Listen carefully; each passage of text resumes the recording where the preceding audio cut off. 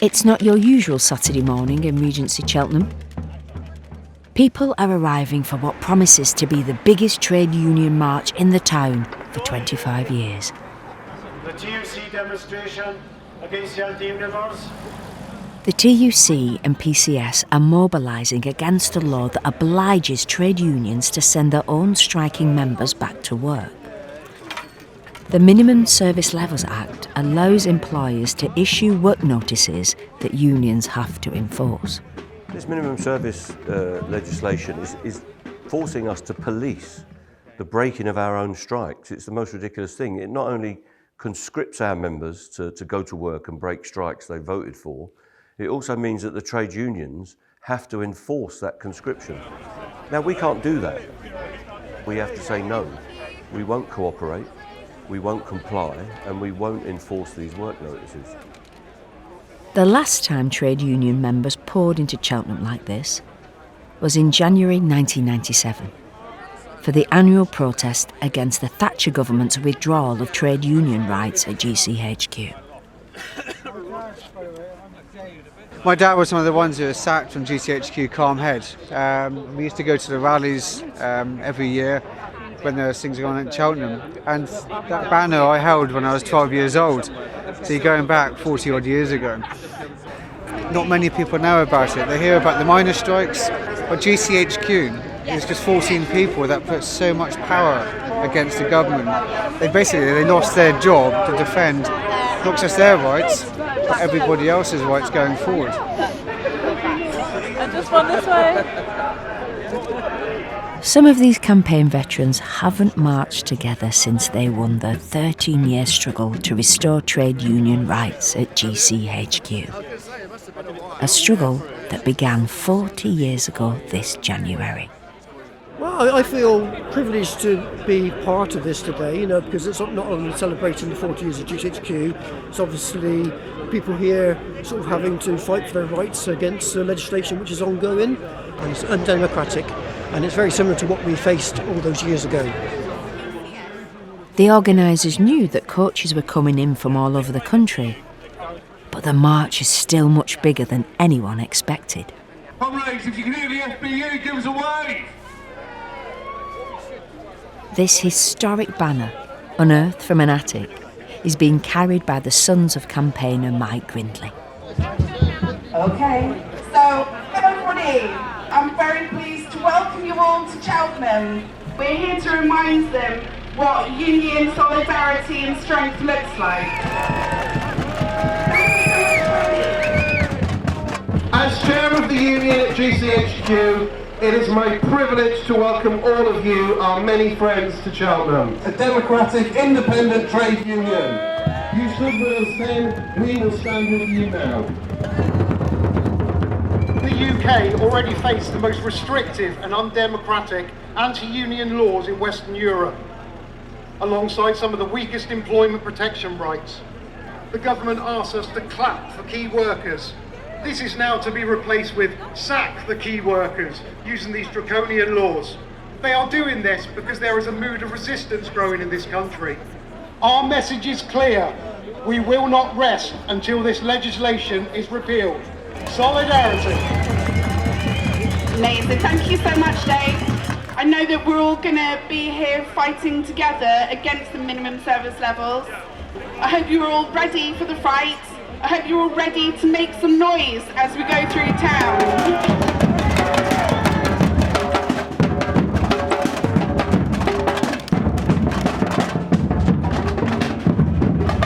40 years on and still marching. We were marching for trade union rights right from the start, really. So it was a really big event. Well, 1984 wasn't it? So that's why we're here today. Because it became a tradition, marching around Cheltenham every January until we got a Labour government and they restored trade union rights. Protect! Protect! Protect the rights! It's really good to be here, and it's really great to see the amount of members from each trade union here. Why does it matter? We've got to change things around. We can't have these laws. We can't have these banning on strikes. It is our legal right, and we need to make sure that this government is well aware of the strength of the feeling behind this. I had to be here to join it just to prove that the government can't make decisions that people are not going to just lie back and take it. So we have to demonstrate to show that it's something they just cannot do. I'm only 16, I don't even have a full-time job yet, and already my right to strike is being taken away, and the odds are against the young people in this country already with everything. As prices going up, I mean, it's not viable for so many of us to get a mortgage or to buy a house of our own, so it's just to try and counter that and to help us have a future, really. In the last year or two, in all of public life in Britain, we've seen many people who never thought they would be active trade unionists are on strike. We've had barristers on strike at the same time as railway workers, and we've had hospital consultants on strike. And the whole notion of minimum service levels is they're trying to set up, we don't want you going on strike and having an effect. I'm here because I think it's incredibly important that we maintain our right to take strike action, to take all kinds of industrial action, and this new legislation is quite scary for the whole movement. It's the workers who need to stand together and the workers who need to rise up. You know, we won't be held down or controlled by anyone. You know, this is for us to recognise our own plight, and that's what's so powerful about this, because you've got workers from all over the country in all different sectors, and that we are going to stand together and we are going to oppose this. There is one slogan: don't sign away your union rights. And that's what this is about. Don't sign your union rights away.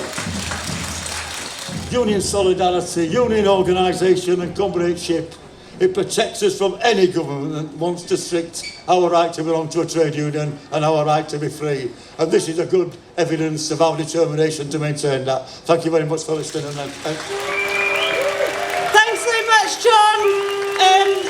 The people are still coming, the flags and the banners are still there, so it's an absolute fantastic show of strength. And one union that hasn't been afraid to show that strength is Unite the Union. So I am really delighted to introduce Sharon Graham. Thank you everybody, thank you. Friends, we stand in the very place where 40 years ago, 14 trade unionists took on a government lie. That being a member of a trade union was a threat to national security. Well, I say to the government today, you are the real threat to national security. This legislation puts this government at war with workers.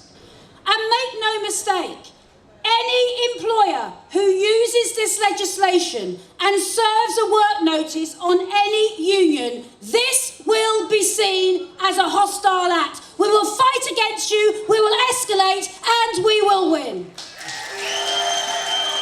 So let us build that great fire of collectivism. That's the power. That's the power they really fear. Let's lift up our heads as well as our banners. The trade union movement is reborn. See you on the picket line. Solidarity.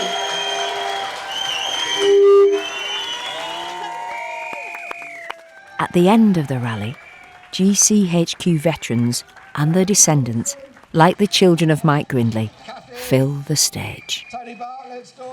Let's hold up our bags for Mike and GCHQ trade unions, as he would have done, in fitting tribute. And thank you to all the GCHQ trade unionists. Thank you. Trade union rights at GCHQ were restored by a Labour government. And Keir Starmer's Labour Party has formally pledged to repeal the Strikes Act. PCS are taking no chances. Today we've said that we are taking legal action against the government by form of judicial review under the Human Rights Act, because we believe that their decision to effectively ban strike action in the Home Office is unlawful. So whether it's industrial, legal or campaigning, what we're really saying today is if we stay united, we can defeat this pernicious, nasty legislation. And given we're here celebrating the campaign run at GCHQ all those years ago, it would be great if we could be celebrating in a few short months the demise of this outrageous legislation.